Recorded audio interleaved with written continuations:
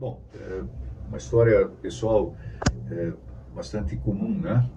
Eu sou do interior da cidade de Rio Negro, eu ainda estou vinculado a Rio Negro espiritualmente e sou do Rotary de lá, né? Dentre outros laços aí. Mas, na época, era o caminho natural, o interior não disponibilizava curso superior, né? Então, a gente se reunia em grupos e vinha para a cidade grande, né? Para tentar achar um espaço. Com as dificuldades inerentes, né, na época, e aí eu acabei entrando no curso de matemática na PUC e engenharia civil na Federal. Curiosamente, a minha intenção era ser engenheiro, né, mas aconteceu um fato que mudou a trajetória para melhor, quero crer. Quando eu fui aprovado em engenharia, eu tive um colega, que era meu colega no pré-vestibular, um curso chamado Bardal, chamado Armindo Angeli. E o Armindo Angeli foi calouro de engenharia comigo e era diretor do Bardal, né? Tinha assumido naquele ano. E aí, quando eu compartilhei com ele que eu pretendia trabalhar, precisava trabalhar, ele disse: por que você não trabalha como professor assistente de matemática? E eu achei a ideia boa, porque o horário era mais flexível, né? E aí não teve mais volta, né? Eu entrei como professor assistente, acabei me envolvendo, logo entrei em sala de aula, muito jovem, com 20 anos eu já comecei a trabalhar em sala de aula. E claro que aí a engenharia eu levei heroicamente até o final, né? Mas o chamado já foi um chamado maior na matemática. Eu fiz na época uma especialização em matemática pura pelo então Cefet, hoje o TFPR. Terminei o curso de engenharia. Aí quando eu terminei o curso de engenharia, eu já imediatamente comecei a trabalhar mais em pré-vestibular e fiz o concurso na Universidade Federal do Paraná, no departamento de matemática, né? E aí fui aprovado.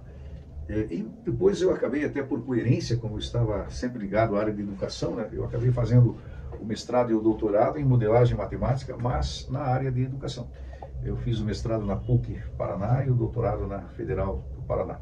Então, sucintamente, a trajetória foi essa, muitos números nessa trajetória. E claro, já são mais de 40 anos em pré-vestibular, né? Eu fiquei 36 anos na Universidade Federal, onde me aposentei, depois de 36 anos de sala de aula. E nessa trajetória, com toda certeza, já são mais de 200 mil alunos, né, com absoluta segurança. E o que é muito agradável, assim, né? Hoje, os profissionais com os quais eu convivo, muitos deles, na área médica, por exemplo, o meu cardiologista, doutor André foi aluno, o oftalmo, a doutora Letícia foi aluna, enfim, né?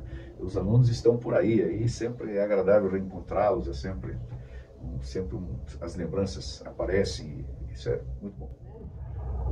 Sim, como eu comecei muito jovem na Federal também, com 22 anos, né? Na época era uma figura chamada, era um contrato, enquanto não havia concursos, os professores eram contratados, era uma seleção rápida por 6 meses, né? E aí com 22 anos eu comecei a trabalhar na Federal, com cálculo.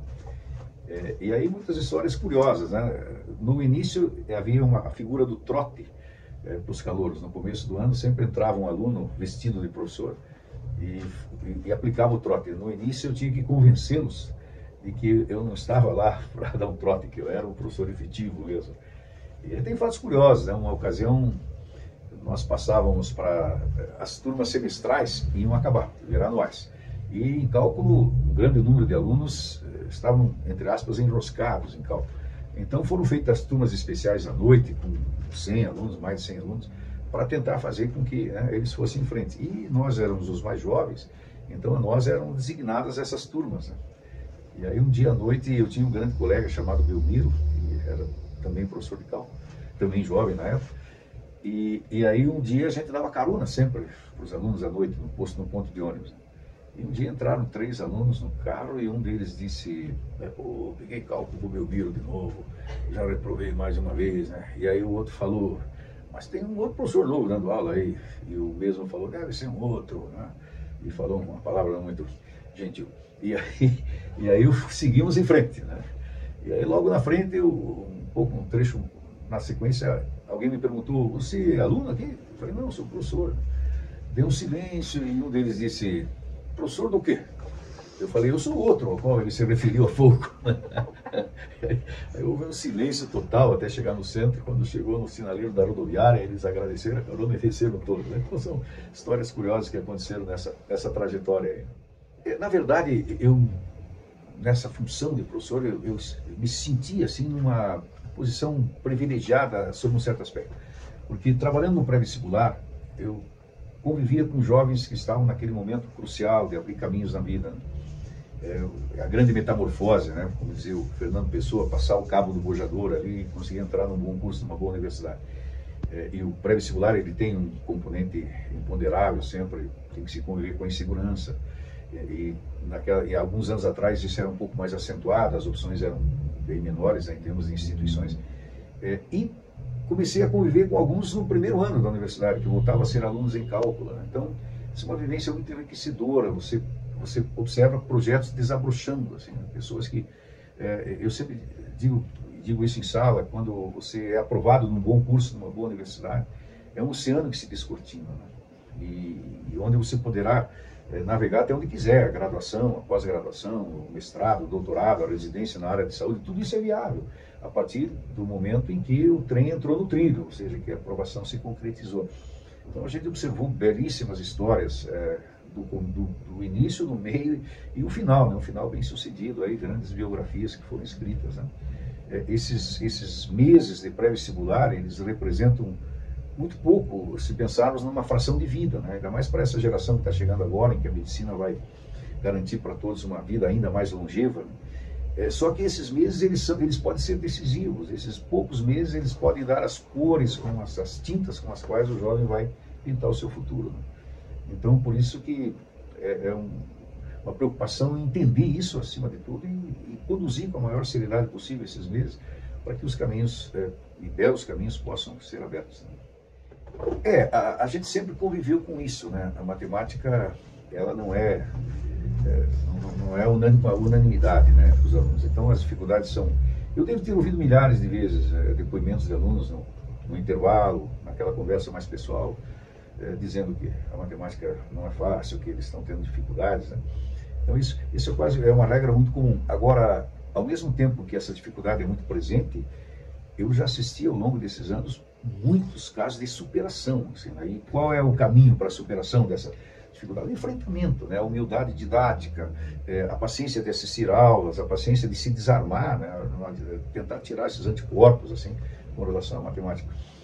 No momento atual, a gente enfrenta uma dificuldade ainda maior, né? É uma coisa lamentável, mas toda essa geração que está chegando agora, que chegou nos últimos anos, nessa passagem do ensino médio para a universidade, eles vieram lesados aí, né, na formação, e a matemática foi onde eu acredito que isso se concretizou de maneira mais pela pandemia, né? Foram 2 anos na formação, seja da quinta para a sexta, da sexta para a sétima, da sétima para a oitava. Então foram gerações aí que foram comprometidas e que isso tem que ser consertado através de um esforço maior, né? Nem sempre as escolas tinham estrutura para ir, e aquelas aulas online, havia um esforço até de tentar minimizar. A gente sabe que é muito difícil um jovem, um adolescente ou uma criança de 9, 10 anos se concentrar numa aula online. É pedir muito, né, para ele. Ele não tem essa maturidade, é absolutamente natural que não tenha. Então nós vivemos hoje uma dificuldade onde esses agravamentos aí, eles deixam uma marca muito grande. E eu diria que o nosso trabalho em sala, ele se tornou um pouco mais pesado, assim, para tentar. E tem que enfrentar isso, né?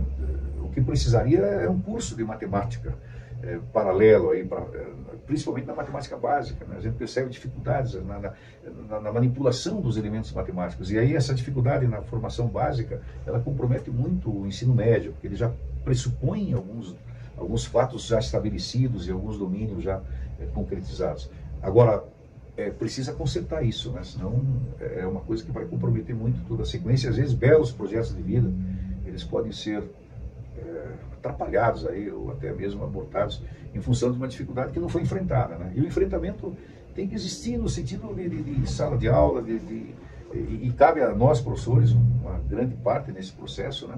Mas é um conjunto, né? Ninguém vai resolver isso sozinho. Mas é o que temos que enfrentar. Cada um tem que enfrentar as dificuldades inerentes ao seu tempo, né? Então, essa é uma dificuldade que surgiu e a gente tem que fazer o melhor possível. Em mais de 40 anos de sala de aula, né? Eu até, quando tenho oportunidade, a gente dava palestra para os pais sempre. Eu sempre dizia isso aqui, esses anos me ensinaram. O maior legado que um pai, uma mãe podem deixar para um filho é a disciplina de estudar. Estudar como regra, né, e não esporadicamente. Na universidade, especialmente, os alunos que vinham com esse bom hábito de estudar com regularidade são alunos sempre brilhantes, eles sempre, e o contrário, né? E nos dias de hoje, colocar essa disciplina é ainda mais complicado em função de toda essa dinâmica aí dos celulares, das redes sociais. Mas para mim essa é uma premissa, né? Se o aluno tem disciplina didática, ele tem o hábito de regularmente estudar, ele sempre vai abrir os caminhos dele, ele sempre vai estar numa condição diferenciada e concretizar os seus projetos de vida, né? Que é o mais importante. Ao meu ver, a grande dica é essa, né? A cada pai conseguir criar no filho o hábito de estudar. É um legado extraordinário, acho mais importante do que legado material, porque se ele tem essa disciplina de estudar com regularidade, ele vai abrir os seus caminhos, ele vai chegar em uma situação profissional sempre diferenciada. Quando a gente se refere à disciplina, seria ter um método, ter um senso de organização, e principalmente algumas prioridades, entender que o ato de estudar é um ato prioritário, não é uma penalidade, né? Muitas vezes, na maioria das vezes, ela é entendida como quase um castigo. Eu não vou poder brincar porque amanhã eu tenho prova, então infelizmente eu vou ter que estudar. Eu acho que o grande desafio é quebrar essa premissa, né? E claro, tentar despertar esse sentimento de sintonia. Assim. O professor ele é essencial nesse processo, mas nem sempre o professor é uma escolha, né? Muitas vezes existe um grande número de alunos que, especialmente nos últimos tempos, né, os professores estão em extinção, né? Se nós observarmos as instituições tradicionais, aí elas estão desativando todos os cursos de licenciatura. Isso é uma tragédia anunciada, né? Hoje, especialmente em escolas no interior, não existe mais professor de matemática, não existe mais professor de química, não existe mais as filosofias hoje só existem nas federais, né? Porque elas não são rentáveis nas instituições privadas, porque como a profissão não incentiva, ela não estimula, não incentiva ninguém, existiam cursos que não, a relação candidato-vagas não, o número de candidatos era inferior ao número de vagas, né? E um índice de desistência muito grande, então numa lógica comercial, né, não teve outra alternativa para as instituições senão fecharem esses cursos. Então essa dificuldade nos dias de hoje, é claro que ela também vai atrapalhar muito, né? E às vezes a precariedade de um professor, ela não vai permitir um desabrochar de um aluno, mesmo que ele tenha vontade, tenha sintonia, né? É uma coisa muito séria, né? E eu vejo até como o que vai ser no futuro, né? Como enfrentar uma questão como essa. Todos os governos falam que precisa incentivar a educação, né?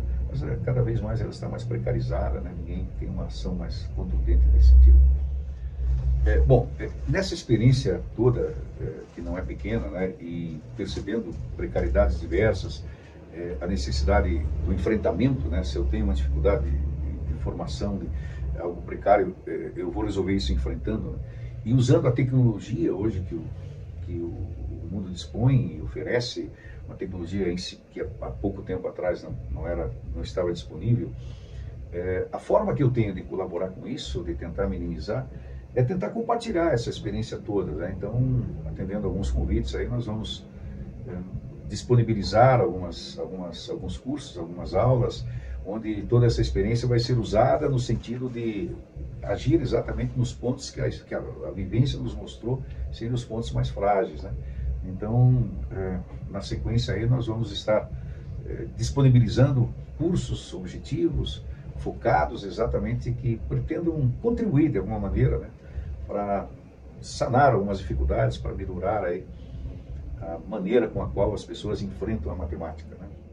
Então, dentro desse pensamento aí, né, a ideia de a gente tentar colaborar com esse estado de coisas, você terá disponível aí um canal @professor Kolbe, né, onde nós traremos aí um pouco dessa experiência exatamente nos pontos que essa mesma experiência nos mostrou serem os pontos de fragilidade, né? Então, você está convidado aí a participar.